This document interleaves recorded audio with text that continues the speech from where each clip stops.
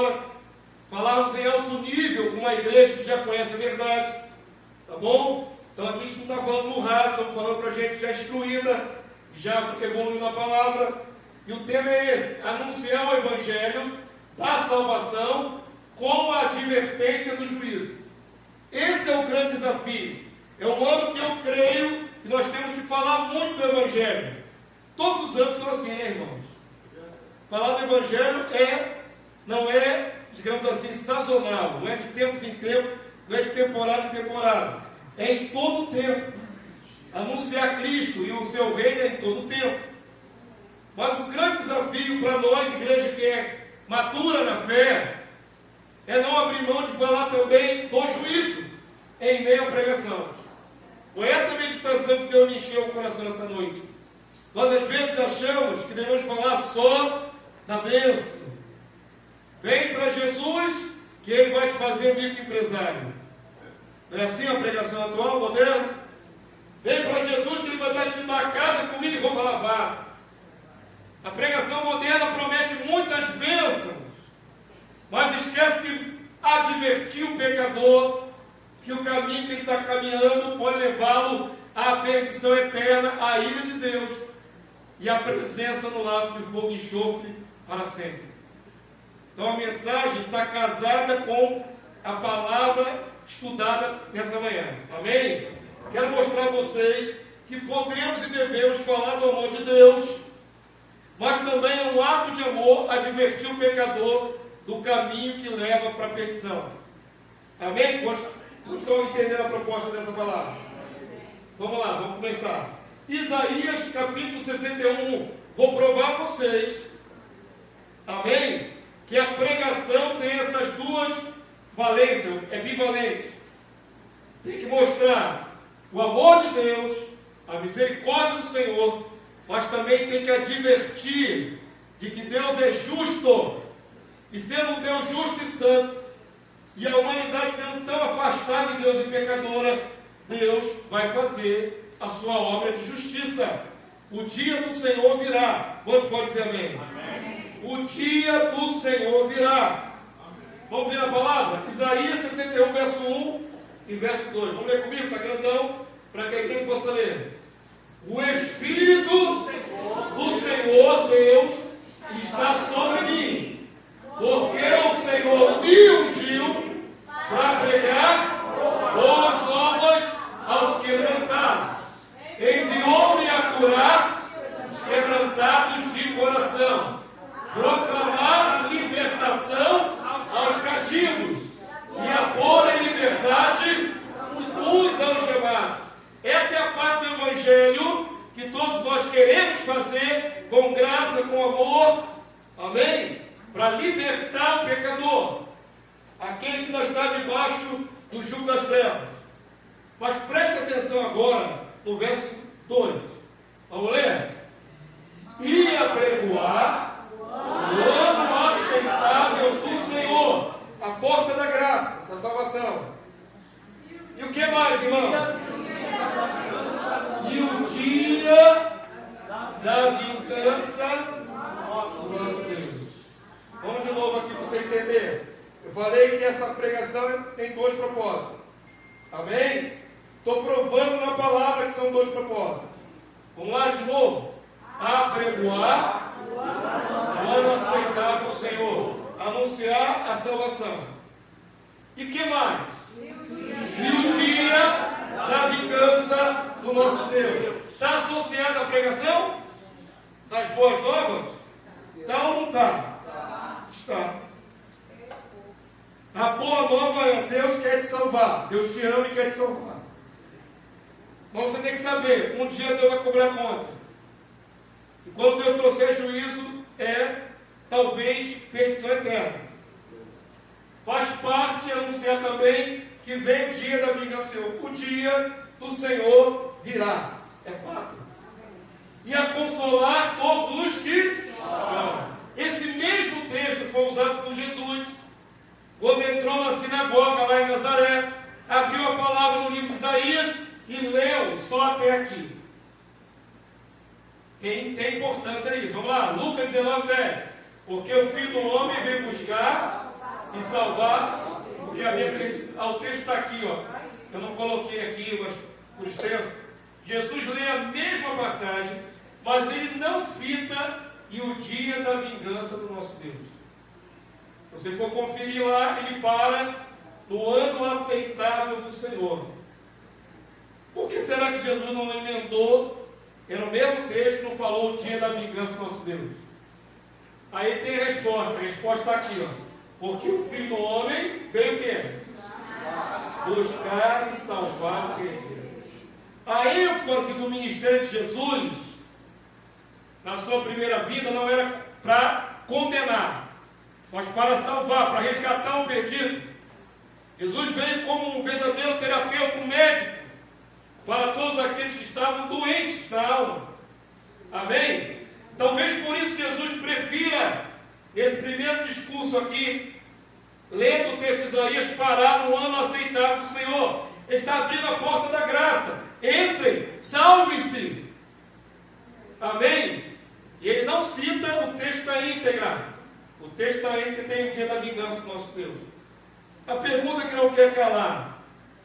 Aqui, nesse caso, Jesus não falou. Mas Jesus nunca falou sobre a perdição nas suas pregações. Uma conversa que tivemos logo cedo, né? Eu, pastor Paulo, outros irmãos. A gente tem uma ideia na nossa cabeça que, para que o pecador venha, você tem que apresentar um caminho dourado para ele. Um caminho florido, cheio de amor. E não pode assinalar, não é? O outro lado da moeda, que é o juízo, a justiça de Deus. Eu quero mostrar nessa noite que a pregação tem que conter as duas coisas. Para maduros, avança comigo, vamos lá. Vamos ler palavras de Jesus de advertência aos pecadores. A advertência de Jesus, Mateus 23, verso 27. Jesus falava a um povo que conhecia Deus, entre aspas, o povo de Israel. Jesus falava a líderes religiosos, pessoas que por excelência deveriam viver uma fé em bondade e santidade, mas Jesus os condenou. Tem gente que acha que qualquer que seja a expressão de fé está valendo, que Jesus vai ser condescendente. Eu vou provar a vocês que está na palavra, que Jesus não é condescendente, por mais que tenha aparência de piedade. Vamos lá? Leia comigo, por favor, Mateus 23, verso 27. Vamos ler juntos? Ai de vós, escribas, fariseus, hipócritas, porque sois semelhantes a sepulcros caiados, que por fora se mostram belos, mas interiormente estão cheios de ossos de mortos e de toda a imundícia. Esse discurso foi público, com todo mundo ouvindo. Verso 28. Assim também vós, exteriormente, pareceis justos aos homens, mas por dentro estáis cheios de hipocrisia e de iniquidade. Religiosidade, por mais bonito, por mais aparente que seja, o Senhor vê o coração. E um homem em pecado, trajando vestes que aparentam santidade, está enganando todo mundo. Por isso, hipócrita. Amém, povo santo? Presta bastante atenção nesse detalhe. Olha, esse texto está grandão aqui. Vamos ver se Jesus tinha um discurso politicamente correto e aceitável. Vamos ver? João 3,36. Vamos ler juntos? Por isso, quem crê no Filho tem a vida eterna.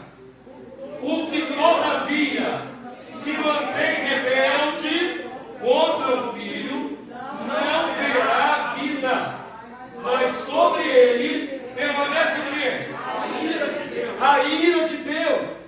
Não podemos negar essa realidade espiritual.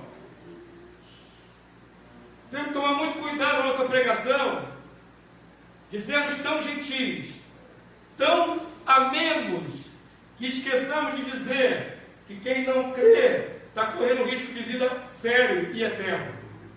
Nós estamos entendendo? Não podemos mudar, irmãos.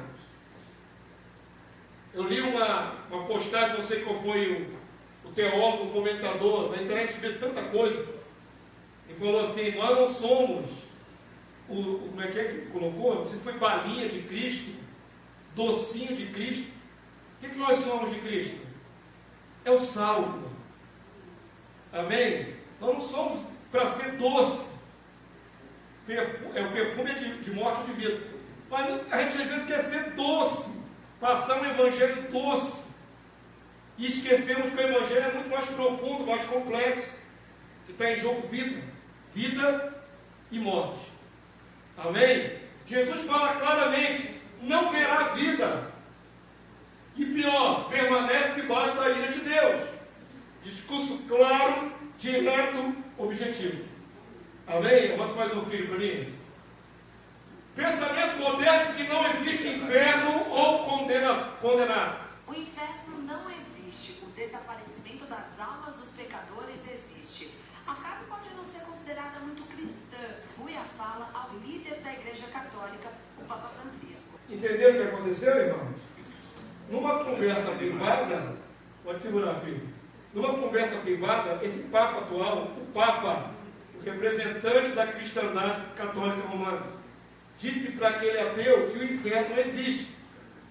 E mais do que isso, em particular, afirmou que as almas dos condenados desaparecem. Lembra que conversamos, quem vem na escola dominical, sobre os aniquilacionistas, aquele que aniquila a alma, que seria um prêmio. Se a alma do condenado não vai prestar conta, ou se ela não vai sofrer nada, se ela simplesmente desaparece, ela deixa de sofrer. Esse é o Papa atual, Bergoglio, que já tinha dito que Deus não julga ninguém. É o mesmo Papa que diz que Deus não é juiz, não julga ninguém. É o mesmo Papa que diz que o inferno não existe. E que as almas dos pecadores desaparecem para não sofrer. Não tem nada a ver com aquilo que está na palavra de Deus. Irmãos, nós somos bombardeados com informações como essa o tempo todo. Isso vem daquele que se julga o pontífice de Cristo na terra. Vou mostrar mais um. Essa aqui é recente, irmão. Agora você vai achar interessante. Entrou um novo governo, não entrou? Tem o vice-presidente. Olha o que esse cara falou. Não sei quantos viram isso. Bota para mim, filho. E acredito ainda mais piamente que não tem ninguém. Deus é amor. Quantos ouviram? Não entenderam? Vou repetir. Vou parafrasear. Ele está com uma estátua de Santo Agostinho na mão. Esse é o vice-presidente da nação. Se o presidente bater as botas, esse cara aqui que vai assumir a nação. Ele está com uma estátua de Santo Agostinho na mão, citando Santo Agostinho, que diz que o inferno, ele acredita no inferno piamente. Acredito no inferno piamente. Mas também acredito que não tem ninguém no inferno. Piamente ele acredita que não tem ninguém no inferno, porque Deus é amor. Foi isso que esse homem disse aí nessa entrevista pública. Na religião de Alckmin, Deus é amor, por isso ninguém está no inferno. Ninguém, zero. Todo pecador escapou. Estão entendendo? Queridos, isso foi uma declaração pública, recente, agora há poucos dias. Sabe o que isso significa? Tanto vindo do pontífice de Roma, como de uma autoridade brasileira, um monte de cabecinha ouve isso. E há um espalhar de uma ideia de que o pecado não vai levar ninguém para a condenação, e se levar vai escapar. É um evangelho sem condenação e sem perdição eterna, sem juízo. Sem punição. Estou dando alguns exemplos. Tem 2 exemplos de 2 minutinhos. Avança para mim. Vamos para a verdade. Avança para mim. Eu falei a vocês que a gente não pode dourar a pílula. Isso é uma expressão antiga. Você não pode fantasiar o evangelho como você acha que a pessoa vai receber melhor. Fala a verdade. A verdade é Cristo. Ele é a própria verdade encarnada. A palavra dele é esta. Não é outra. E é por causa desse tipo de fake news, isso é fake news do inferno, da morte, do sapricó. Dizer que não tem condenação, não tem inferno, não tem ninguém lá. Não há ninguém sofrendo. Porque Deus é amor. Isso me fez lembrar, irmãos, eu tinha um vizinho de porta, antes de eu casar, tinha um vizinho de porta de frente, que o cara era uma praga, era viciado, ele devia ter uns 30 e poucos a 40 anos, eu tinha recém me convertido, com 27, 23 anos, e eu falei de Jesus várias vezes para ele, e numa dessas ocasiões, ele tinha dado uma coça na própria mãe, ele tinha espancado a própria mãe, e vinha apertado, todo mundo de frente, pô, sabia tudo, né, irmão? Te ouvia. Quando eu fui falar com ele dessa situação, ele virou para mim e sacou essa. Não me vem falar disso não, porque Deus é amor. Para ele, mesmo batendo na própria mãe, ele estava correto, porque Deus é amor. Sabe o que passa na cabeça de muita gente? Que pode continuar fazendo o que quiser, porque Deus é amor. É um Deus que não julga. É um Deus que vai isentar todo mundo. Esse rapaz, pouco tempo depois, morreu de AIDS. Pouco tempo depois ele morreu de AIDS. Não tive outra oportunidade de tentar exortar essa criatura. Mas eu me lembro até hoje ele dizendo isso para mim. Deus é amor. Como que dissesse, você está aqui me condenando, mas Deus é amor. As pessoas confundem muito o que é amor. O amor exorta. O amor quer o bem e não o mal. Amém? Olha que é a verdade do Senhor. Palavra da verdade encarnada, que é Jesus, sobre o gênero de fogo eterno. Os homens dizem que não tem ninguém lá e que não existe. Mas olha o que Jesus disse. Mateus 23, 33. Faço questão de falar isso porque é politicamente incorreto falar do inferno hoje. E o inferno para nós é um lago de fogo e enxofre, não é a região inferior da morte. Vamos ler junto, por favor? Serpentes, raça de víbora. Lembra dessa expressão? Quem disse primeiro? João Batista. Mas você se lembra que Jesus também usou essa expressão? A gente não quer associar isso a Jesus, né? Jesus era maravilhoso, era amoroso, era bom. Jesus classifica aqueles seres humanos de raça de víboras. Como escapareis? Venha comigo, tenha coragem. Como escapareis da condenação do Geena? Para Jesus, Geena é figurado, não existe, não tem ninguém lá. Jesus está afirmando, como é que vocês vão escapar dessa condenação? Jesus advertia sobre essa possibilidade real. Falei que hoje a gente não fala muito sobre isso. Falar que a pessoa vai para o inferno é feio. É politicamente incorreto. Quando eu me converti há 30 anos atrás, tinha músicas evangélicas que falavam do inferno. Me aponta uma música moderna que fala do inferno. Hã? Tem música moderna hoje que fala do inferno, que o pecador para o inferno, irmão? Não enche igreja. Não mantém a clientela dentro dos bancos. E fala do inferno, igual o pastor falou de manhã, vira corretor do inferno. Fazendo corretagem do inferno. Irmão, não canta mais, não tem uma música falando de que a pessoa vai para o inferno, não, irmão. Na minha época tinha, eu até passei com o Ministério de Louvor antes da minha viagem, um vídeo da banda Kadosh. Quem lembra a banda Kadosh? Hã? Lembra da música? Como é que é o trechinho? Deixa eu tentar lembrar aqui. Eu falei que ia ilustrar com isso, mas esqueci de guardar a música. É isso aí.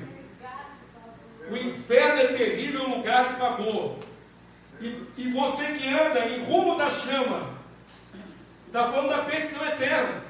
Me mostra uma música hoje que fala isso. Não tem mais. 30 anos depois não existe mais música que exorta o pecador para não ir para a chama eterna. Não existe mais. Quando fala de inferno, é que Jesus desceu lá para ser vitorioso. Perceba as músicas atuais. No máximo diz, Jesus desceu para o inferno e saiu vitorioso. Vitória. Mas dizendo para o pecador, se você não se consertar, você vai para o inferno, ou vai para um lugar de perdição, não tem mais canções assim. Isso é sério, irmãos. Isso é muito sério. Mas Jesus, a verdade é esta aqui. Avança mais um, filho. Tem que falar. Você tem que ter coragem de falar a verdade. Vamos camuflar o evangelho? Palavras da verdade encarnada, Jesus, sobre o Geena de fogo eterno.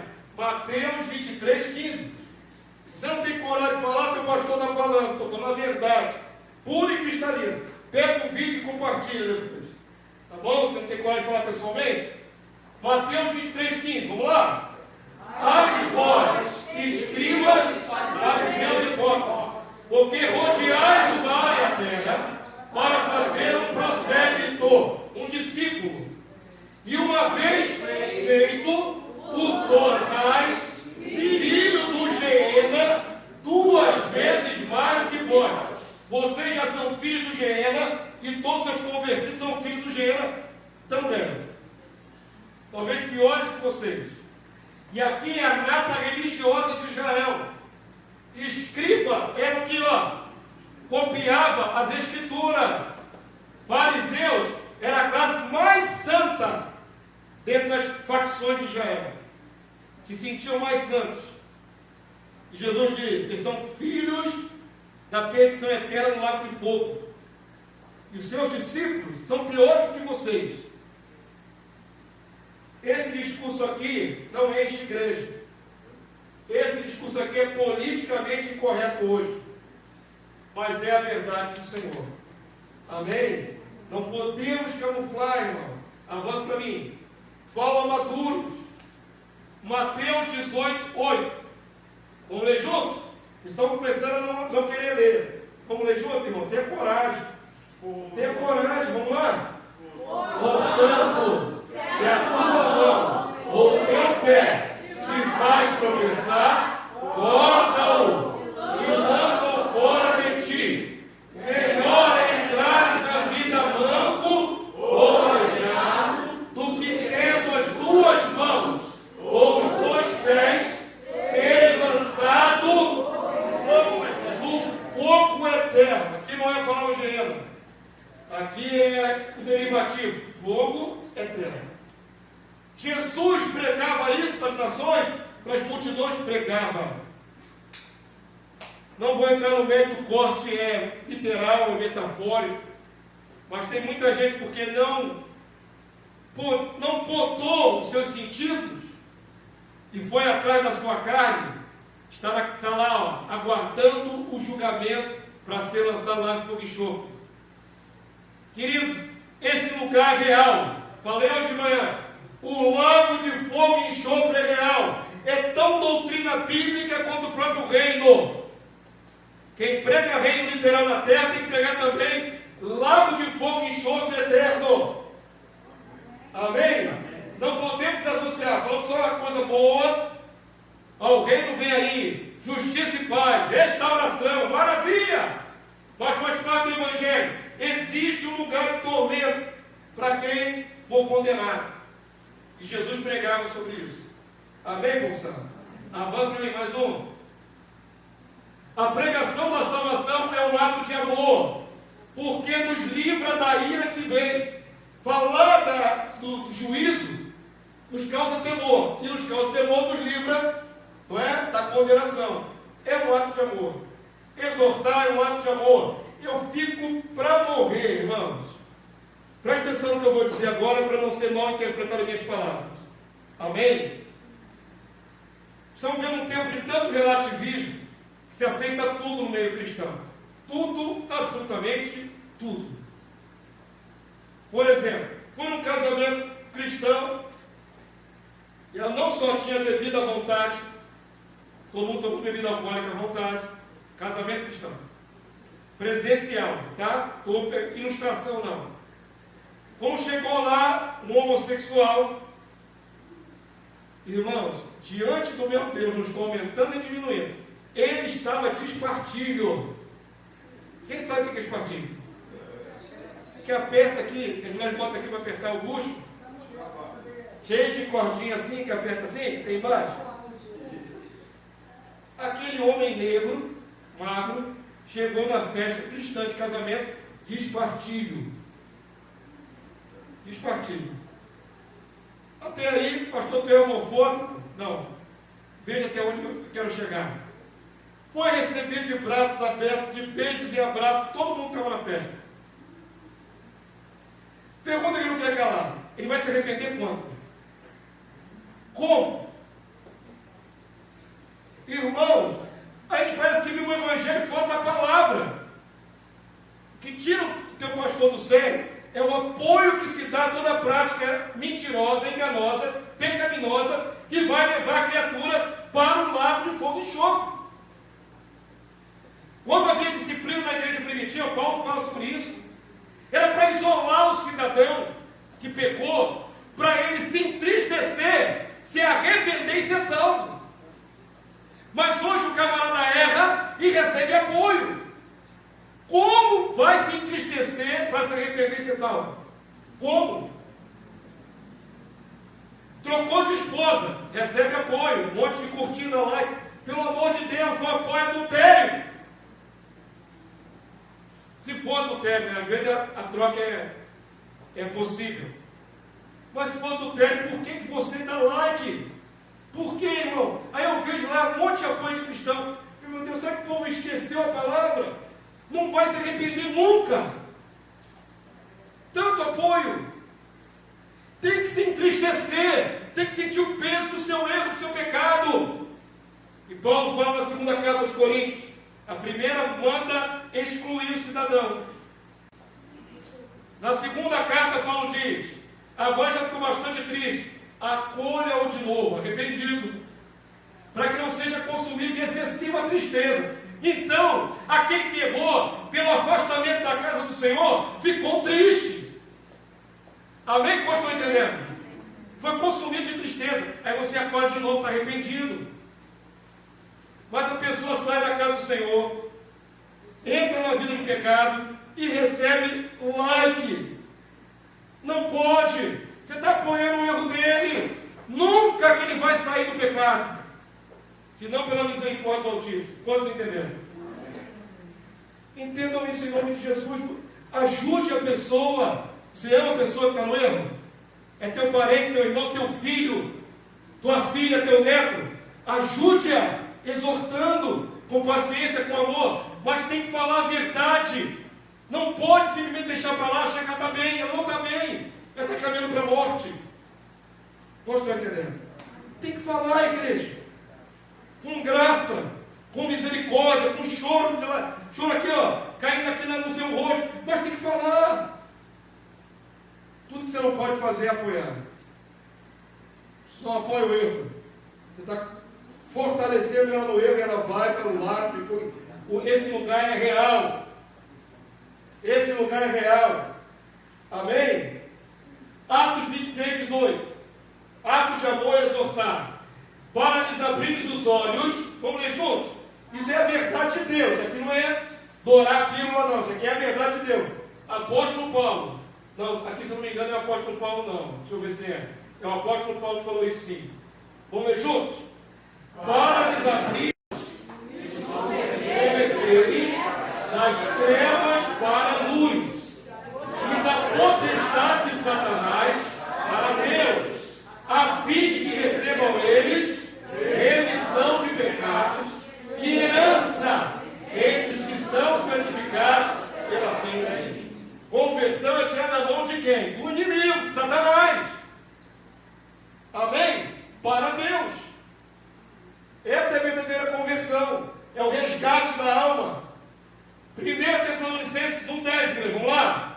E para guardar dos céus o seu Filho, a quem ressuscitou dentre os mortos, Jesus, que nos livra da ira vindoura. Diga isso em nome de Jesus. A ira de Deus vem. Então, certo como nós estamos aqui reunidos, você ouve a minha voz e nós estamos respirando. A ira de Deus virá. É doutrina básica da Bíblia. Estamos aqui agora com Paulo.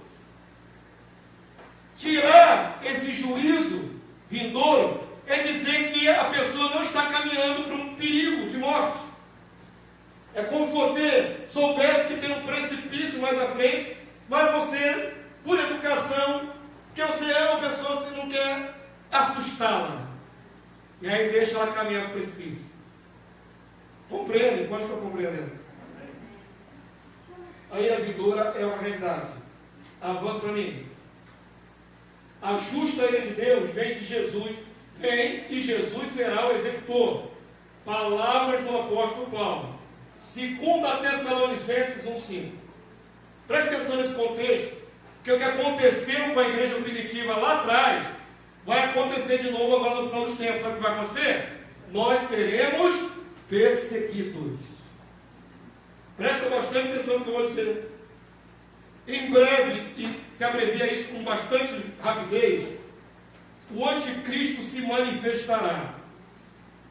O chifre arrogante vai se levantar. Mudará os tempos e as leis. E magoará os santos do Altíssimo. É previsto. Nós estamos aí ensaiando para essa época. A perseguição virá. E nós não vamos ser arrebatados antes da hora, isso de maneira alguma. Tá bom? Então presta atenção numa coisa. Se a igreja primitiva foi massacrada, perseguida, nós também haveremos de sofrer, no tempo final, algo semelhante. Então tome essas palavras, porque a volta de Jesus no tempo do fim. E esse contexto diz o tempo do fim. Vamos ler juntos? 2 Tessalonicenses 1,5. Vamos ler a palavra, irmãos? Sinal evidente, coberto do juízo de Deus, para que sejais considerados o quê? Dignos do reino de Deus, pelo qual, com efeito, estáis sofrendo. Nós ainda não estamos sofrendo. Verso 6. Se de fato é justo para com Deus que Ele dê em paga tribulação aos que vos atribulam, aqueles que nos perseguirão. Verso 7. E a vós outros, que sois atribulados, alívio juntamente conosco, quando, irmão? Quando no céu se manifestar o Senhor Jesus, com os anjos do seu poder, em chama de fogo, tomando vingança contra os que não conhecem a Deus e contra os que não obedecem ao Evangelho de nosso Senhor Jesus. Foi o texto que nós lemos de manhã. Verso 9. Estes sofrerão o que, igreja? Penalidade de eterna destruição, irmão. Isso é tão certo quanto o ar que respiramos. Banidos da face do Senhor e da glória do seu poder. Pensa duas vezes antes de apoiar qualquer pecado, de qualquer que seja a pessoa. Teu parente, próximo, quem quer que seja. Pensa duas vezes. Isso aqui vai acontecer. Ó. Jesus desce do céu. E essa pessoa vai sofrer penalidade eterna. Não interessa que o Alckmin me disse, nem que o Papa Bergoglio disse. O que interessa é que Jesus disse. Amém? Essa é a verdade. Verso 10, igreja. Quando vier para ser glorificado nos seus santos e ser admirado em todos os que creram naquele dia. Dia de glória para os santos, dia de condenação para os ímpios da terra. O dia do Senhor vem. Amém? Então, eu quero mostrar a vocês nessa mensagem que não podemos só ficar no ano aceitável do Senhor, mas anunciar também o dia da vingança do nosso Deus. Vocês entenderam? Está claro? Poderia ter colocado um monte de outros textos, mas se você entendeu a proposta dessa mensagem, já alcançou o seu objetivo. Vamos ver se tem mais um texto? Avança para mim, vamos lá. Ao evangelizar-se, compadeça dos que estão indo para o fogo e tente salvá-los. A palavra final dessa mensagem é a seguinte, irmãos. Não seja passivo em relação ao que se perde. Essa palavra de Judas é talvez a única, se eu não me engano, é a única em que a palavra salvar não está associada a Jesus, está associada à igreja. Você vai entender o que eu acabei de falar agora. Nós sempre acreditamos que quem salva é Jesus, verdadeiramente. Meu Senhor e Salvador. Amém? Mas a palavra salvar, nesse contexto, está associada a nós, a igreja. Você tem noção de que você pode ser instrumento de salvação para os outros? Quanto tem essa noção? Irmãos, estamos começando um novo ano. Tem um monte de vidas para a gente salvar. Não é Jesus salvar pela sua intercessão. É você ser o agente ativo da salvação de alguém. Aleluia. Glória a Deus. Como estou entendendo? Salvar está associado a resgatar, a livrar da morte. Mais uma vez, me veio na mente uma charge que eu vi na internet. Hoje em dia, assim, se uma pessoa estiver se afogando, tem 10 filmando com o celular e nenhuma estendendo a mão para tirar da água. Não é verdade? Sim. Essa geração é assim. Prefere ver a tragédia que estender a mão. Irmão, não podemos ser assim. Nós somos instrumentos de salvação na terra. O Senhor Jesus é o Salvador, mas o corpo dele somos nós. As mãos dele são as nossas. Quantos compreendem o que eu estou falando? Eu voltei da minha mini férias com esse pensamento fixo na cabeça. Tem que salvar o maior número possível de almas. Nós temos que salvar as pessoas do caminho de morte. Mas começa por um posicionamento da igreja. Não pode, de maneira nenhuma, nem ser complacente com o erro de ninguém e nem esquecer de exortar a pessoa que está no erro. Vou dar um exemplo. Estou dando vários exemplos práticos, né? Você, irmã em Cristo, que vai no salão de cabeleireiro, é um homossexual que faz seu cabelo? Normalmente é, né? Tem mulheres que fazem com outras mulheres. Mas tem mulheres que fazem com o homossexual. Você já se acostumou. Já se acostumou com aquele homem que finge ser mulher e ele mexe na sua cabeça. E ele corta o teu cabelo. A pergunta é, você já amou essa criatura ao ponto de falar do amor de Cristo a ela? Você já parou para pensar que essa pessoa que você hoje politicamente correto é você aceitar, concordar e ser cordial, gentil? Você já apresentou para ela a verdade de Deus, dizendo, querido, pelo amor de Deus, se você não mudar o seu comportamento, você vai para a eternidade, banido da face de Deus, para um lago de fogo e enxofre. Isso é amar. Amar é falar a verdade. Não é ser cordial. Não é ser politicamente correto. Não é ter mentirinha social para ficar bem. Se você ama aquela pessoa que está em erro, eu dei exemplo do homossexual, poderia dar vários outros exemplos. De parente, amigo, conhecido seu, que está no erro e você não fala. Tem que falar. Tenha amor por essa alma. Amar é apontar ela o erro dela. Pastor, mas eu já falei. Glória a Deus, já falou? A palavra de Deus diz para exortar 2, 3 vezes. Já falou, o sangue dela não está nas tuas mãos. Mas se não falou, ainda está. Porque você é incapaz de dizer a ela que ela vai para o lado do fogo e enxofre. Vocês estão entendendo? Nós somos a extensão do Evangelho de Cristo. O Evangelho de Cristo, tanto nas palavras do Evangelho, como nas cartas de Paulo, na carta de Judas, tem um só discurso. Crê em Cristo, vida eterna. Amém? E aquele que envereda pelo caminho da impiedade encabeça a lista dos que vão para o lago de fogo e enxofre. Vamos ver esse texto maravilhoso, que é o último texto que eu quero que você guarde na sua mente. Quem quiser anota, lê em casa, Judas 1, 21 a 23. Isso aqui deve ser um texto que volte na sua mente durante todo o ano. Que você e eu podemos salvar vidas. Somos nós que podemos salvar vidas. Quero botar a igreja de pé, por favor, se coloque de pé. Pode descomprimir o seu diafragma e vai falar essa palavra com força.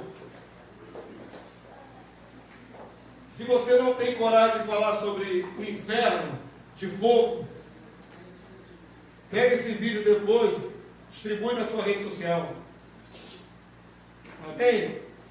A pessoa vê ou não vê, mas você tem que tentar fazer sua parte. Amém, povo santo? Vamos ler juntos?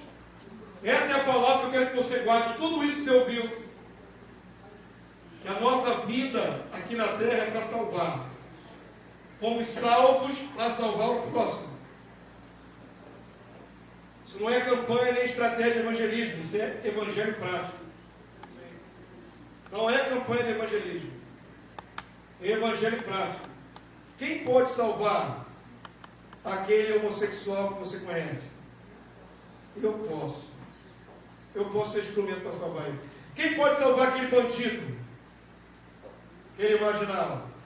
Eu posso. Estava conversando com o testemunho do Valério, contou de uma pessoa que ele conheceu, né? Falamos de coisas espirituais.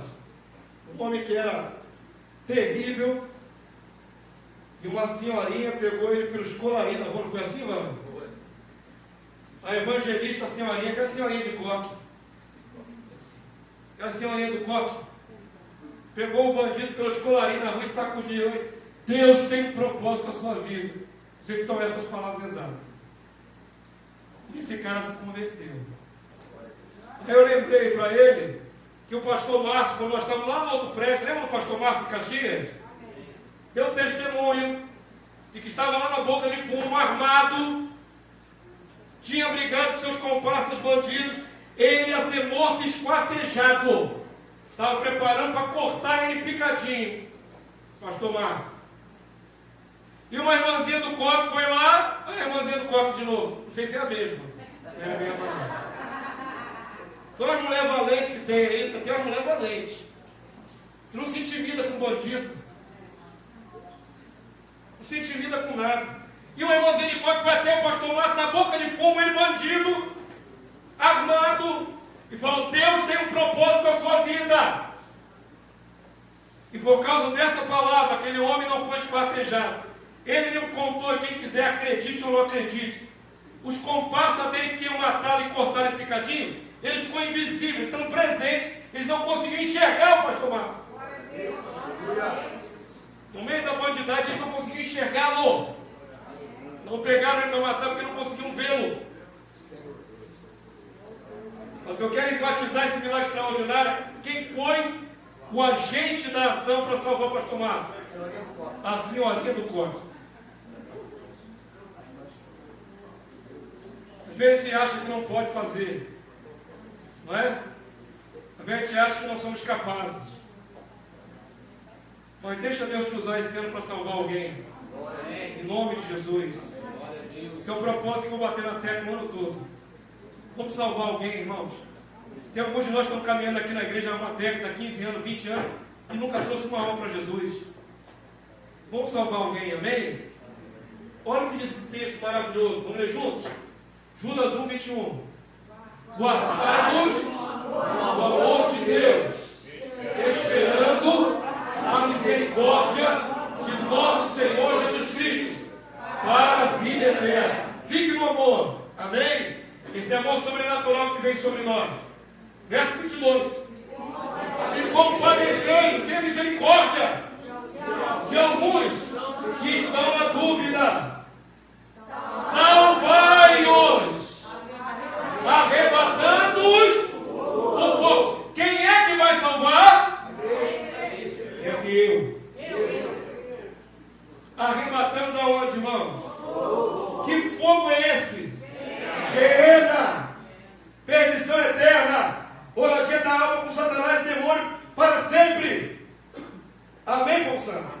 Quem é que pode resgatar uma alma dessa situação? Nós. Salvar está no plural. Salvar arrebatando do fogo.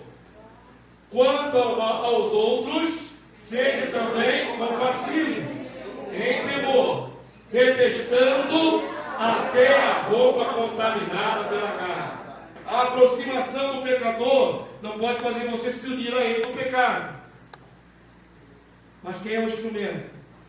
Olha a palavra de ordem, imperativo: salvai-os, salve-os, salve-os. Amém, povo santo? Salve-os, se compadeça, fale, mostre a verdade. Tem muito fake news. Talvez esse pecador ouviu o Alckmin dizer que não tem ninguém no inferno, porque Deus é amor. Então ele quer na cabeça dele: para que eu vou largar o meu pecado? Se Deus é amor, Deus vai me perdoar no final de tudo. vai me livrar de qualquer jeito. Em nome de Jesus, nós somos a boca do Senhor na terra. A verdade está na sua mente e na sua mão, na sua boca e no seu coração. Vamos falar a verdade. Amém, amado Deus? Meu desejo sincero diante de Deus é que vocês apresentem almas que resgataram. Meu desejo sincero, que esse ano apareça você aqui com uma alma e diga assim: pastor, estou trazendo essa criatura aqui, ó, esse cidadão, essa cidadã aqui, ó. Eu falei de Jesus para ela, ela se arrependeu. Ela quer caminhar conosco na presença do Senhor. Esse é o meu desejo. Amém, Conselho? Erga a sua dente para o céu, vamos falar com o Senhor. Vamos pedir a Deus graça. Somos tão abençoados. Deus tem livrado da morte nesta casa com abundância. Como Deus tem livrado as nossas vidas e os nossos parentes por intercessões. O Senhor tem sido misericordioso em extremo conosco. Mas o Senhor quer de nós ação. Uma ação proativa em prol daqueles que se perdem. Diz em nome de Jesus. Intronize no seu coração, é você. Não é só o pastor Leonardo, não é o evangelista Leandro, não é um departamento da igreja. Você pode salvar alguém da perdição eterna. Começa pelos seus parentes. Comece por aqueles que você ainda não falou a verdade para eles. Está devendo a ele. Paulo diz: eu sou devedor, tanto a grego como a bárbaros, cintas, livres, escravos. Eu devo a todo mundo a salvação. Paulo tinha consciência que nos lábios dele, no coração dele, tinha uma palavra que podia resgatar muitas vidas. E enquanto ele não abria a boca, ele era devedor. Devedor de todos. Tanto brasileiros, estrangeiros, de todo mundo. Somos devedores do Evangelho. Amém, meu Senhor? Fica de pé nessa hora, estenda sua frente com o céu.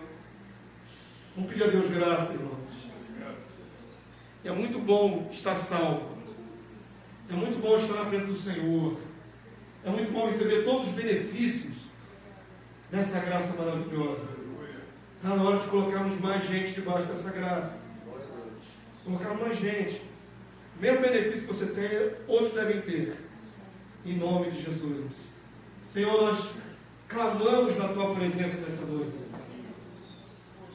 Que a Tua palavra, Senhor, a palavra da verdade, a palavra do Evangelho da verdade, que o Senhor tem revelado a nós, Teus servos, ela esteja verdadeiramente no nosso coração e na nossa boca, para proclamarmos as verdades do Senhor, num tempo de tantas inverdades, de tantas falsas doutrinas, de tanta palavra mentirosa, que ameniza a responsabilidade do pecador. Deus, em nome de Jesus, eu te peço, faça cada um dos teus servos aqui enxergar a profundidade do que foi dito e te mostrado nessa noite, na tua santa e gloriosa palavra. Faz-nos enxergar, Senhor, que se não somos proativos, somos omissos. E se somos omissos, alguns ao nosso derredor podem perecer sem ter a chance de conhecer a verdade. Nos ajuda, Senhor, nesse novo ano que está se iniciando, que já começou. Nos ajuda, Senhor, a compadecermos-nos dos que não creem ainda, a termos, Senhor, misericórdia, entranhas de misericórdia. Uma palavra, Senhor, sem disfarçar, sem amenizar, sem tentar de maneira humana atrair com filosofia. A Tua palavra não é filosofia. A Tua palavra é verdade, é absoluta, é plena, é cheia de vida, mas é perfume de vida e de morte. Senhor, nos ajuda a vivermos esse Evangelho, a exalarmos esse perfume de Cristo, onde quer que vamos, no trabalho, na repartição, Senhor, na rua, no supermercado, na condução. Ajuda-nos, Quando abrimos a boca, temos intrepidez, ousadia de falar a verdade por amor dos perdidos, por amor dos que estão caminhando para o fogo. Estão caminhando para o fogo. Uma geração inteira de pecadores caminhando para a morte eterna. Deus, desperta-nos, essa igreja, cada membro desta casa, cada um, do menor ao maior. Eu creio, tu podes usar até uma criança. Tu podes usar uma criança para exortar uma pessoa do caminho mau. Podes usar um ancião, a anciã, cheia do teu espírito, para resgatar pecadores terríveis, aqueles que estão destinados à morte e à destruição. Ajuda-nos, Senhor, nesse tempo. Eu te clamo, meu Senhor Jesus. Eu te clamo, Rei. Usa nossas vidas com autoridade e poder. Usa-nos, Senhor. Usa nossos lábios. Usa, Senhor, nossa voz. Usa os nossos pés. Usa, Senhor, nossas mãos. Nos conduz a Ele. Aleluia. Nossas mãos se estendam sobre Ele, sobre suas cabeças, e decretemos a palavra do Senhor com toda a força e verdade para a libertação e cura do que está oprimido. Clamamos assim, crendo que o Senhor nos ouve. Que não seja apenas essa petição dessa noite, mas que reverbere em muitos outros trabalhos e cultos do nosso dia a dia. Reverbera a tua verdade, Senhor. Reverbera a tua verdade. Reverbera o teu evangelho, do amor, da misericórdia e do juízo. Ajuda-nos, Senhor. Te pedimos assim, em tua santa e gloriosa presença, em nome poderoso de Jesus. Em nome de Jesus. Amém. Amém, igreja. Glória a Deus. Aleluia.